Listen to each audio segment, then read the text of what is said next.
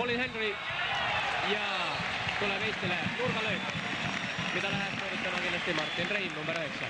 Ja see on siis Eesti esimene nurgalöök selle 38 minuti jooksul, mis õige pea saab mängitud ja vastasel siis 5 nurgalööki. Nüüd Martin Reim ja esimene nurgalöök siis Eesti meeskonnalt, kuid mitte kõige paremini antud tuli Kristel jooksu selle vastu. Toomas Kallaste, napil! Kuid ei õnnestu, väravani siiski ei jõutud Eesti meeskonna poolt ja pidi see nüüd minema sinna poiklatti. Oli võimalus, oli.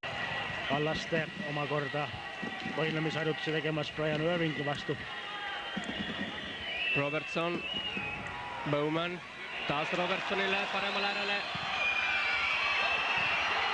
Ja nii see tuli. Kevin Gallagher lõi esimese värava, 1-0.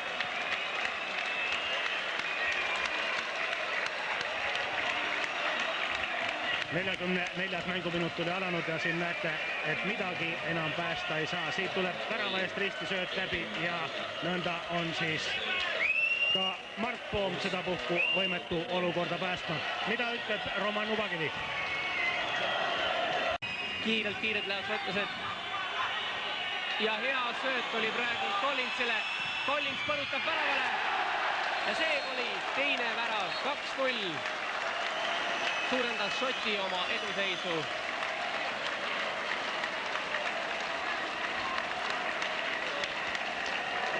Jah, vaatame veel kord. nii see tuleb. Collins on läbi ja nii on siis Šoti meeskond läinud juhtima, kui mängitud teist poolaega 8 minutit. Nii et varsti jääb siis 5-16 minutit veel mängida ja taas on pall Eesti meeskonna väravas. Ja mängu tulnud number 15 Scott Booth lõi siis seisuks 3-0. Steven Wrighti senderdusest tuli see pall, mille suunas Scott Booth väravasse. See on teine mäng Scott Boothil ja esimene värav Šoti meeskonna kasuks.